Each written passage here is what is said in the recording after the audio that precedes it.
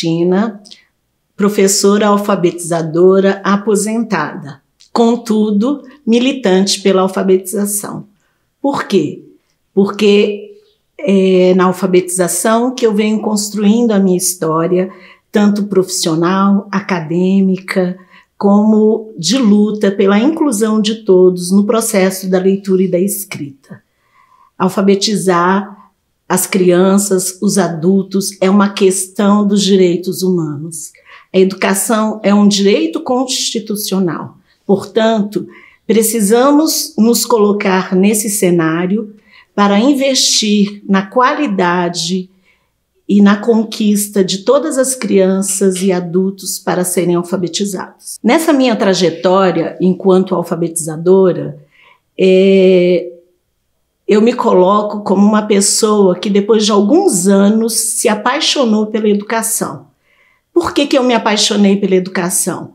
Porque eu tive um grande encontro, como diz Spinoza, há encontros que potencializam. E eu me encontrei com a educação em um projeto no Distrito Federal chamado Vira Brasília Educação.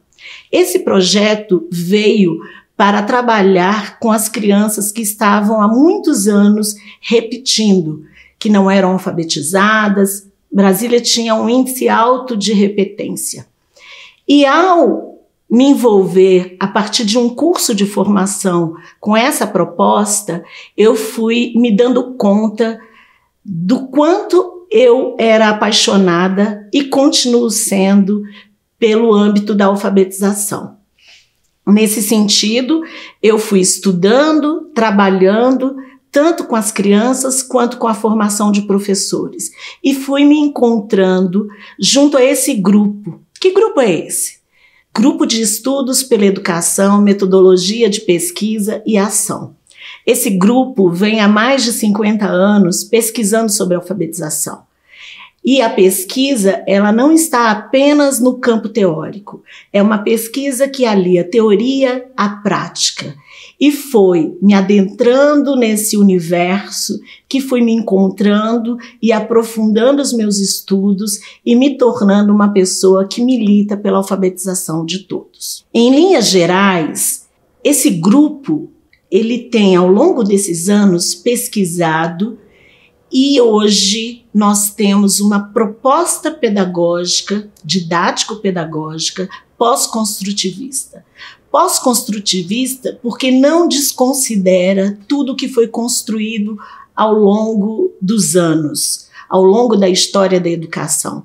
Pós-construtivista porque é um alinhamento, um ressignificar de vários estudos a favor da aprendizagem de todos.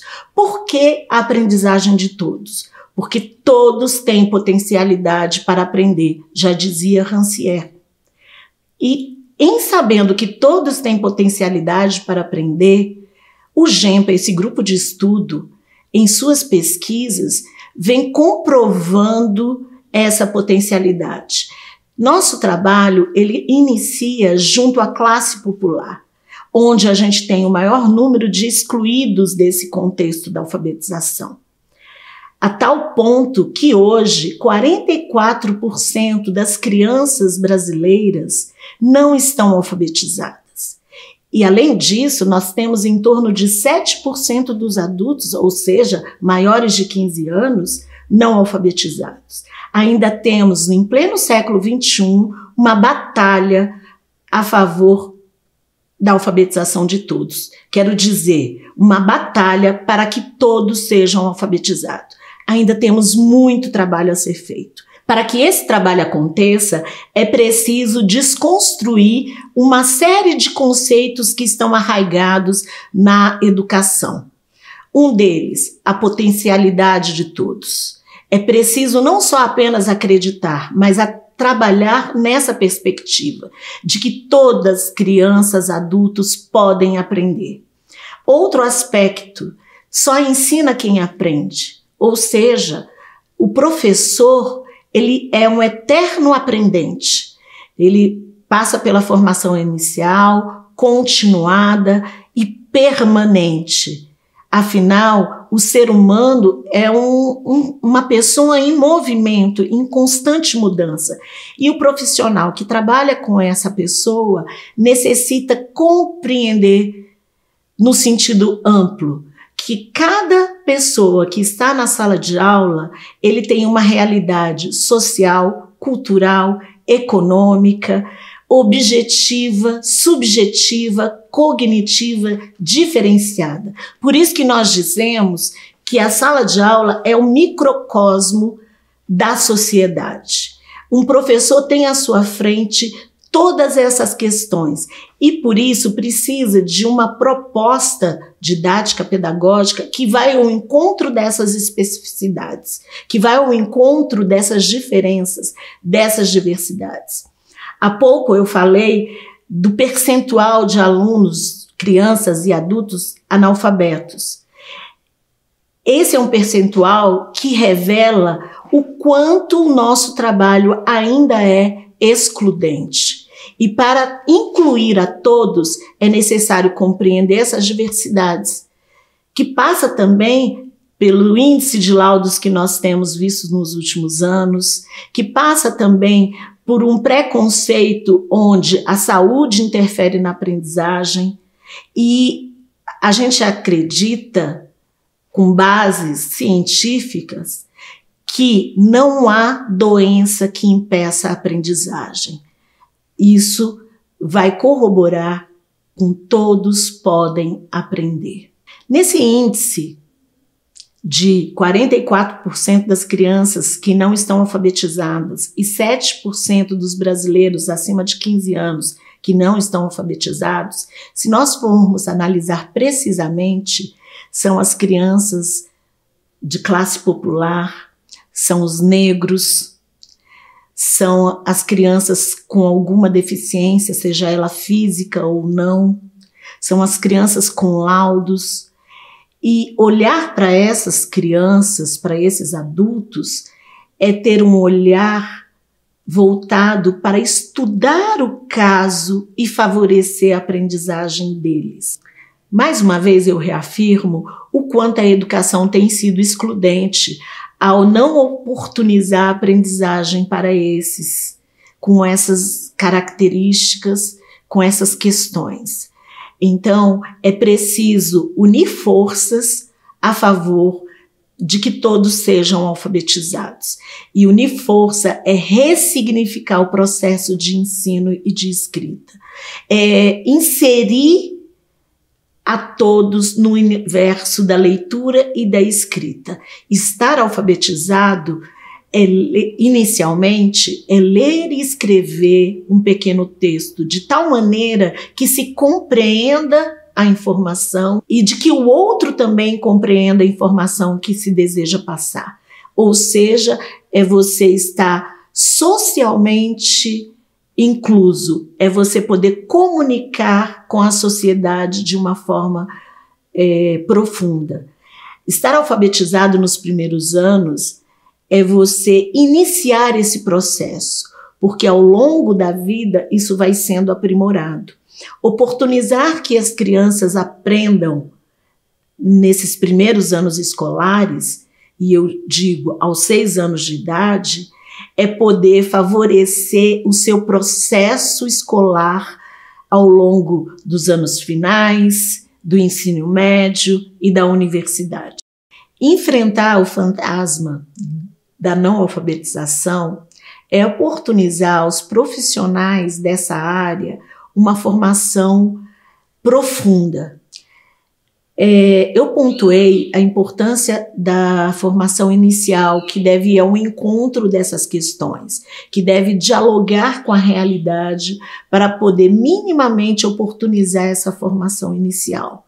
É necessário que o profissional dessa área continue seus estudos por meio de cursos. E um outro ponto muito importante que nós temos pesquisado e que o GEMPA tem propagado é a formação permanente por meio de grupos semanais de estudo. O que são esses grupos semanais de estudo?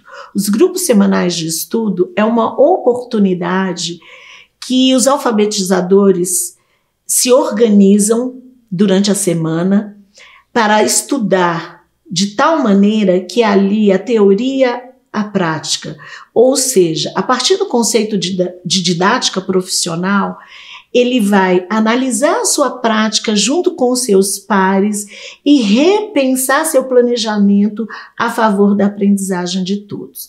Quando o professor ele tem essa oportunidade de fazer esse estudo nessa lógica semanalmente, ele vai construindo uma trajetória de pesquisador, de análise pontual do processo de ensino e de aprendizagem.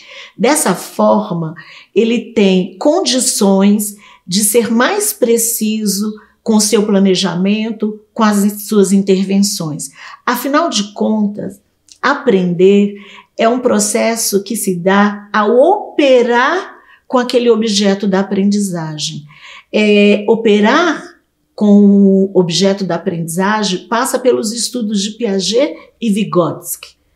É necessário problematizar para que a pessoa que está aprendendo resolva essas problematizações e construa sua aprendizagem junto aos seus pares.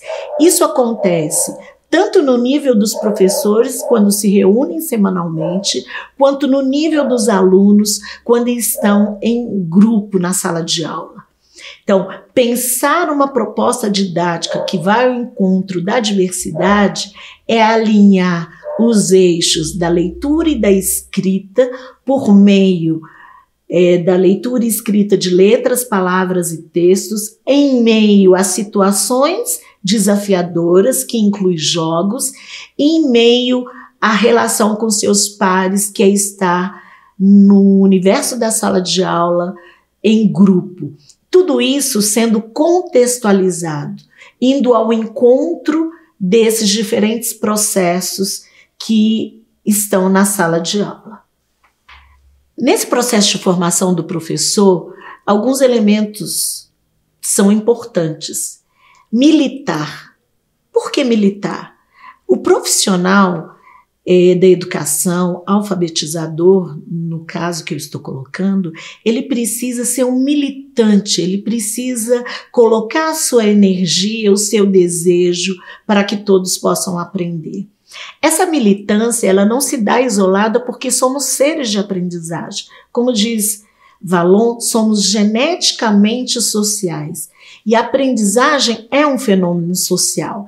Então, esse profissional, ele precisa ter mestre, ele precisa aprender com seus pares, ele precisa entender que também aprende com os seus alunos. Então, nessa tríade, só ensina quem aprende. Ele precisa ter muito prazer. Afinal de contas, estar em sala de aula tem que ser um espetáculo, tem que ser algo apaixonante, para que você possa contagiar as pessoas que estão aprendendo para irem ao encontro da leitura e da escrita. Sarah Paim faz uma fala muito importante, que a relação professor-aluno, ela tem que criar uma sintonia de tal maneira, por meio de afeto, que essa relação, esse afeto, seja direcionado para a leitura e para a escrita, ou seja, para o objeto do conhecimento.